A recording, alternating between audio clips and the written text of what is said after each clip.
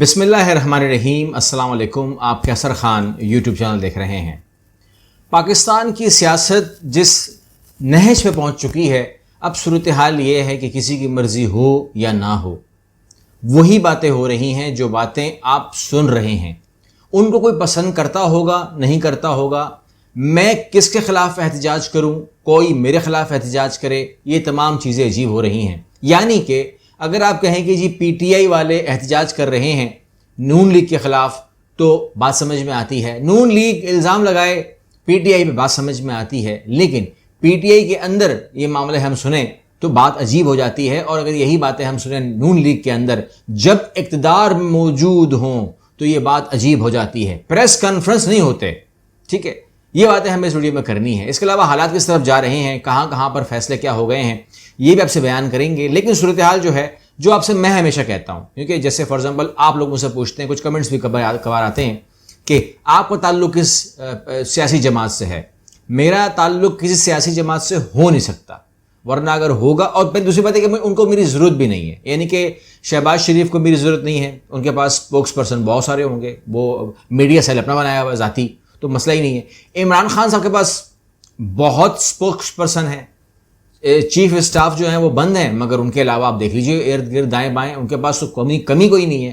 اپنے media cell ان کے پاس بھی ہے، اور ارسلان ہے اور لڑکے بھی ہیں، تو ان کو بھی کوئی ضرورت نہیں ہے کہ ہم جو ہے یہاں پر ان کی کوئی خدمت کریں الگ سے، جس طرح آپ لوگ سمجھ رہے ہیں۔ پھر ہم کس کی خدمت کر رہے ہیں، ہم کیا بات کر رہے ہیں، آپ کو میں چیز دکھا دیتا ہوں، آپ کو سمجھ میں آ جائے گا کہ وہ کون ہے، وہ کیا ہے۔ دیوں میں بہ جاواں ترکے تو میں لہراواں اتنی سی ہے دل کی آرزو، اے میری زمیں افسوس نہیں جو تیرے لیے سو درد سہے، محفوظ رہے تیری آن صدا چاہے جان میری یہ رہے نہ رہے۔ میں نے ذاتی طور پر انگریزوں کو اس کے گانے پہ ناچتے ہوئے دیکھا ہے، ذاتی طور پر میں کہہ رہا ہوں آپ کو، اپنی آنکھوں سے میں نے انگریزوں کو اس کے گانوں پر ناچتے ہوئے دیکھا ہے۔ انہیں سمجھ میں آتا ہی نہیں آتا، مجھے نہیں پتا ترجمہ کیا کرتے ہیں، نہیں پتا، لیکن سٹیپ تو صحیح مارتے ہیں۔ اسٹیپ سے پتہ چلتا ہے کہ ان کو سمجھ میں تو آ رہا ہے وہ کیا بول رہے ہیں، ایون کہ مجھے سمجھ نہیں آ رہا ہوتا، لیکن ان کے ناچنے کے انداز سے پتہ چلتا ہے کہ جس طرح وہ بیٹ پکڑ رہے ہوتے ہیں، سمجھ میں اگر وہ اس کو اس حالت میں دیکھ لیں تو یہاں میرا دل کٹتا ہے۔ میں اس کی پارٹی کا ہوں، اب کسی کو اعتراض ہو تو وہ کرتا رہے، میں اس پارٹی میں ہوں، میں اس عوام کی پارٹی میں ہوں۔ اگر کسی کو اعتراض ہو، جہاں تک بات موجودہ حکومت کی ہے تو اس پر اس کے بھی ہر غلط کام پہ تنقید کرنا میرا فرض ہے۔ ہم یہ نہیں کر سکتے کہ ہمیں یہ آسرا ہو جائے کہ اگر ہم تعریف کریں گے تو ہم بلا کے وہ دے دیں گے، ایوارڈ دے دیں گے۔ یہاں پہ ایوارڈ ملتے ہیں نا، نشان امتیاز ہے کہ ستارہ امتیاز ہے، ملتا ہے نا۔ آپ تعریف شروع تو کریں، ستارہ امتیاز کے لیے بلا لیں گے، پریزیڈنٹ ہاؤس تو نہیں بلائیں گے، پرائم منسٹر ہاؤس بلا کر آپ کو وہ دیں گے۔ عہدے مل جاتے ہیں، پیسے مل جاتے ہیں، گھر مل جاتے ہیں، بہت چیزیں مل جاتی ہیں، تعریف تو کریں آپ، لیکن یہ صرف ہمارا کام نہیں ہے۔ آپ یہ دیکھیں، یہ بھی سن لیجئے غور سے، پھر بات شروع کرتے ہیں۔ آپ مفتاح اسماعیل صاحب ذرا دفتر سے باہر نکل کے غریب عوام میں جائیں، آپ کو سمجھ آئے کہ لوگ رہتے کس طرح ہیں، لوگ بل کس طرح دیتے ہیں، لوگ خودکشیاں کیسے کر رہے ہیں۔ خدا رہا یہ مسلم لیگ نون کا وتیرہ نہیں ہے، لوگوں کی اتنی ہمت نہیں ہے کہ لوگ بل ادا کر سکیں۔ میں سمجھتا ہوں کہ مشکل ترین حالات میں حکومت لی ہے۔ مشکل ترین حالات میں جب ایٹم بم کا دھماکہ کیا تھا نواز شریف صاحب نے، اس وقت بھی بہت مشکل حالات تھے، لیکن غریبوں کے اوپر کبھی ہماری حکومت نے کبھی بوجھ نہیں ڈالا۔ میں امید کرتا ہوں وزیر اعظم صاحب سے بھی، اپنی پارٹی سے بھی، خدا رہا یہ پالیسیاں ترک کر کے عوام دوست پالیسیاں بنائیں، آئی ایم ایف سے ری نیگوشیٹ کریں اور پاکستان کی 22 کروڑ عوام کو ریلیف دیں، ورنہ ہمارا حلقوں میں جانا بہت مشکل ہو جائے گا۔ ورنہ ہمارا حلقوں میں جانا مشکل ہو جائے گا۔ عوام دوست پالیسیز بنائیں، کیونکہ اس وقت عوام، ان کا مطلب یہ ہے، اگر میں ان کی باتوں پکڑ لوں کہ اس ٹائم آپ کی جو پالیسیز ہیں وہ عوام دشمن پالیسیز ہیں، جس کو وہ تعریف کرتے ہیں اپنا مفتی اسماعیل، اس کے بارے میں ان کے یہ طلال چودھری کون ہے، اب اس کے بارے میں آپ کو تعارف کرواؤں. یہ دونوں کون حضرات ہیں؟ ہاں اگر آپ اس کو اور تشریح کرنا چاہیں تو یہ نون لیگ کے لوگ ہیں. تو پھر مخاطب کس کو کر رہے ہیں؟ یہ کس کیمپ کے ہیں؟ معاملہ یہ ہے. نون لیگ کے تو وہ بھی ہیں، لیکن یہ نواز شریف کیمپ کے لوگ ہیں. They are not happy. ٹھیک ہے نا، آپ نوازیں، مطلب اس میں کوئی شک نہیں ہے، آپ کے پاس جو ارد گرد کے لوگ ہیں آپ ان کو نوازیں، لیکن آپ کی جو پالیسیز ہیں اس پر ہمیں تو آپ حق دیں نا کہ میں بات کروں اس کے اوپر. ہمیں تو حق دیں نا. میں آپ جو میجورٹی ہے، پارٹی چھوڑ دیں، جو بل نہیں پے کر سکتے، یہ تو میں تو خالی نہیں کہہ رہا، یہ تو آپ کے سامنے کون کہہ رہا ہے؟ اس کو تو جانتے ہیں نا آپ لوگ. یہ تو اس کا تعلق تو پی ٹی آئی سے نہیں ہے کہ یہ بھی پی ٹی آئی میں شامل ہو گیا ہے. اس کو بھی لکھ کے دے دیں، ہمیں بڑا افسوس ہوا پی ٹی آئی میں شامل ہو گیا، وہ لکھیں اس کو بھی، وہ بھی آپ کو جواب دے گا.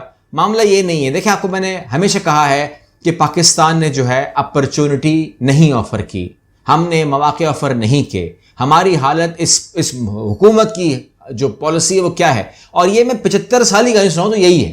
یعنی کہ ہم کب دیں گے. یہاں پر دیکھیں، سعودی فرما روا شاہ سلمان کا پاکستان میں $1 ارب سرمایہ کا اعلان، سرمایہ کاری کرے گا وہ. لیکن یہ سرمایہ کاری کیا ضروری ہے اس کے لیے؟ یعنی کہ آپ سمجھے گا بات کو.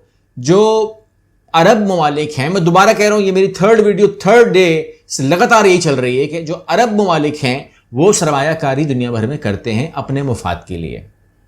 لیکن اگر وہ آپ کے ملک میں سرمایہ کریں without any reason without any needful things جو ان کو چاہیے، تو اس کا مطلب ہے کہ آپ پہ ترس کھا رہے ہیں وہ لوگ.